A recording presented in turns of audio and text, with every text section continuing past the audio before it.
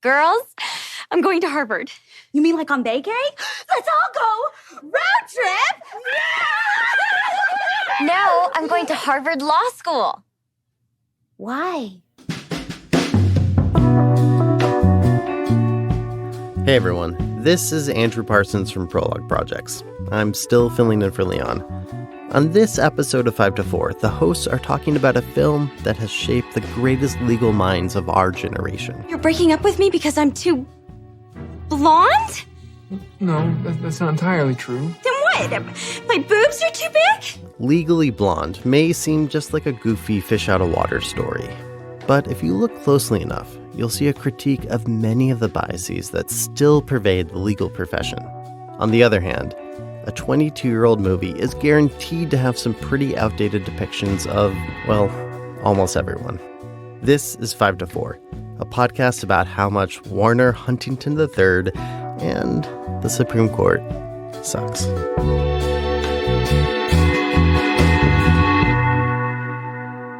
Welcome to 5 to 4, where we dissect and analyze the Supreme Court cases that have left our law dated and reactionary, like a feminist film from the year 2001. Yes. I'm Peter. Yes. I'm here with Michael. Hey, everybody. And Rhiannon is taking the week off. We're giving her a break, you know? Things have been a little crazy over in Palestine, so giving our girl a rest. And, oh my God, is that Rachel Ward's music? Our producer, Rachel Ward, stepping in front of the mic. Rachel. So not only do I have to be on the show, I also have to pick music for myself now. I got to score this thing? Yeah, well, otherwise it won't make sense. What would your walk-on music be? Just whatever is free, you know? Yeah, we're not paying a dime for it, or whatever it is. Yeah. Now, we are doing a much requested episode, really. Surprisingly high demand for this episode, considering this has absolutely nothing to do with the premise of our podcast. None. But today we're going to be talking about Legally Blonde. Yes. The 2001 classic with Reese Witherspoon and others.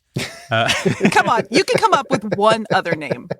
Jennifer Coolidge, Selma Blair, One of the Wilsons. Luke Wilson. Luke, right. Now I'm thinking of people who I saw in the movie in the background. I was like, oh, he's in this? But I can't remember who it was. The guy from Criminal Minds checked her in. That's right. At Harvard. Yeah. And then there was a guy who looked like Charlie Sheen in the restaurant, but I don't think that was him. I really don't think that was him, yeah. So we wanted to talk about the big themes in the movie, and also talk about like what it gets right and wrong about law school and the law, and whether we have something to learn from this movie, or whether it's just a weird, vaguely problematic 22-year-old film that we should all discard of and move on from. Right.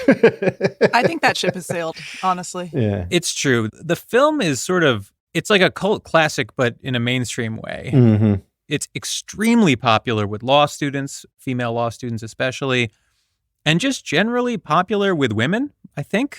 Yeah, this is a classic, like, I put this movie on 3 to 4 times a week movie. For sure, there are people who watch this movie every week. Yeah. And one of them is my wife.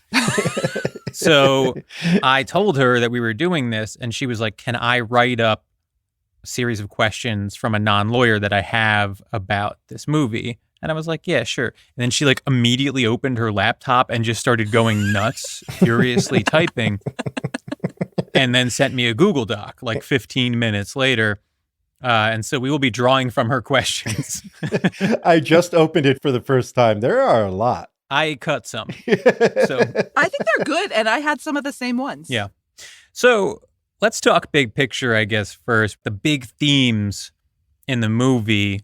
I think the primary theme, the real heart of the movie, is this message of like female solidarity. Yes. Right? Like the real premise is sort of Elle Woods, Reese Witherspoon's character, is like this ditzy blonde, and she might not like or be liked by other quote unquote types of women, right? The stodgy old female professor, The radical lib lesbian. Yeah, the sort of like frumpy nerd. Mhm. And the message of the movie and where like the movie ends is like, no, we are all better, like unifying behind our sort of common experience as women.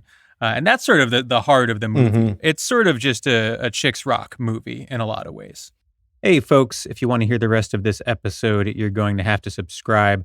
There are a few ways to subscribe to and support 5-4, get our premium episodes, and you can learn about them all at 54pod.com/support.